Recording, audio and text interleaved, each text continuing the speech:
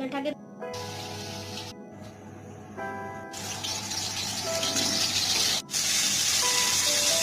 চিকেনটা ভেজে রাখা হয়ে গেছে।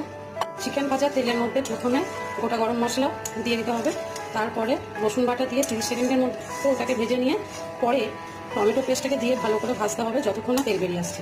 টমেটো দিয়ে দেওয়া হলো, আবার একটু ভালো করে ভেজে নিতে হবে তেল ছাড়া রক্ষা বেরেস্তা। আদা কাঁচা লঙ্কা বাটা দেওয়া হলো, ভালো করে ফাটিয়ে নিয়ে টক দই দেওয়া হলো, লবণ দেওয়া হলো, ধনে গুঁড়ো দেওয়া হলো। ধনে গুঁড়ো দিয়ে ভালো করে নেড়ে চেড়ে নিয়ে এরপরে ভাজা চিকেনগুলো মশলার মধ্যে দিয়ে দিতে হবে। মৃদু আছে 5 মিনিটের মতো ঢাকা দিয়ে রেখে দিতে হবে। সেদ্ধ করা কাবলি ছোলা চিকেনের মধ্যে দিয়ে দিতে হবে। কিছুটা গরম মশলা দিয়ে দেবেন। তারপর গরম মশলা দেওয়া হয়ে গেলে চিকেনটাকে একটু নেড়ে চেড়ে নিয়ে মৃদু আঁচ করে 10 থেকে 15 মিনিটের মতো ঢাকা দিয়ে রেখে দেবেন।